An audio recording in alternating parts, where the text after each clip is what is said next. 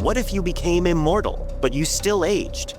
Most people imagine eternal youth, but the reality is much darker. Your cells break down, your bones fracture, and your mind fades, but you cannot die. So what actually happens to a human body at 200 or 2,000 years old? Before you dream of living forever, you need to see the reality first. While other videos just regurgitate the same old sci-fi tropes, I spent weeks diving into the actual terrifying science of how this would play out. This is the dark reality of Immortality's cruelest glitch. And that glitch starts exactly where you experience reality, your brain. Your brain has about 86 billion neurons. The theoretical upper limit of what a human brain can store is somewhere around 2.5 petabytes, enough to continuously record 3 million hours of HD video, bigger than the IRS's data warehouses. But if you leave that recorder running non-stop, you will completely fill up after exactly 300 years. Your skull, unhelpfully, cannot expand. So your brain does what any reasonable IT department does when storage runs out. It deletes old files. Specialized cleanup cells physically eat your old, unused memories to make room for incoming data. Your mind gets locked into a rolling 300-year window. Every new friend you make costs you a century. Every new skill you learn wipes an era. By age 2000, your entire childhood, first job, and everything from your first few hundred years is completely gone. While your brain plays eternal memory Tetris, your skeleton is quietly staging a collapse.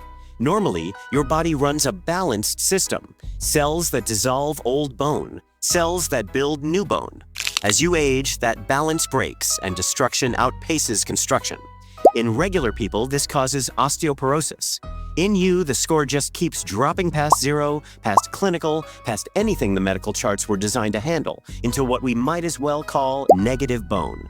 Over centuries, your skeleton stops being a rigid framework and starts being a fragile, hollow sponge that snaps under the weight of gravity alone.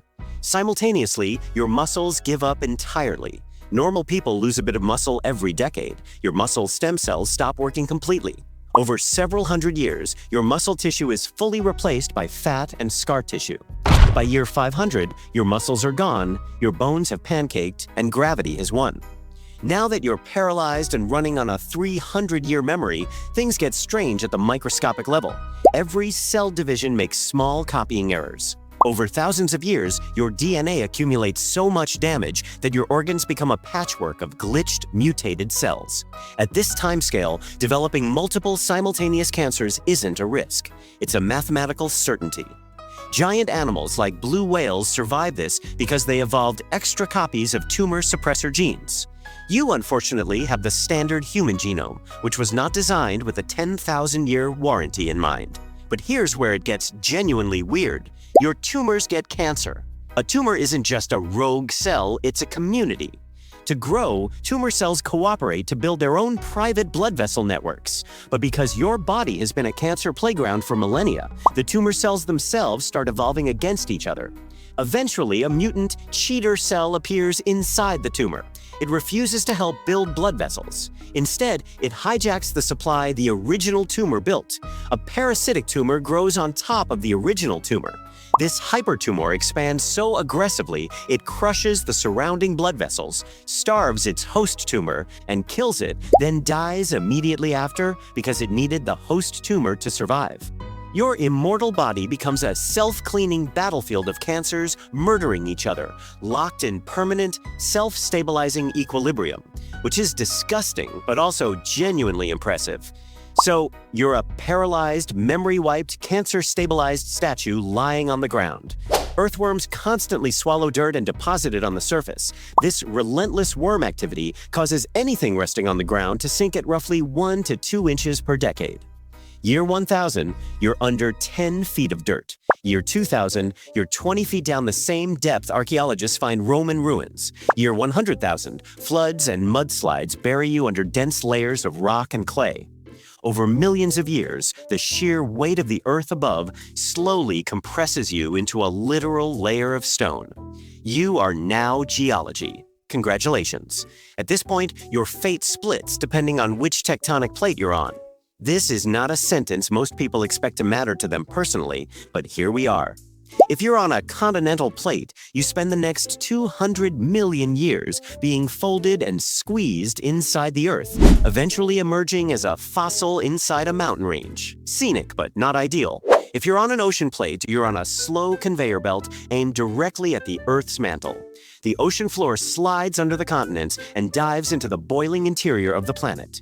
You get completely melted down, recombined with surrounding rock, and eventually ejected from a volcano as ash and gas. You don't so much die as become atmospheric. Is there any escape? Statistically, yes, if you're patient. 66 million years ago, a 6-mile-wide asteroid hit Earth with enough force to blast 25 trillion tons of rock into the sky. Most fell back down as fire, but some pieces moved fast enough to escape Earth's gravity entirely. If through impeccable geological timing, the specific rock containing your fossilized immortal remains happens to be at ground zero of a future asteroid impact, chunks of you get launched into interstellar space. You drift through the freezing vacuum for billions of years, and eventually you might crash land on Mars, leaving your atoms behind as a small patch of dirt on a foreign planet. Not quite the peaceful cave the myths promised, but honestly, after 200 million years inside a mountain and a brief stint as volcano gas, a quiet patch of Martian soil sounds pretty good.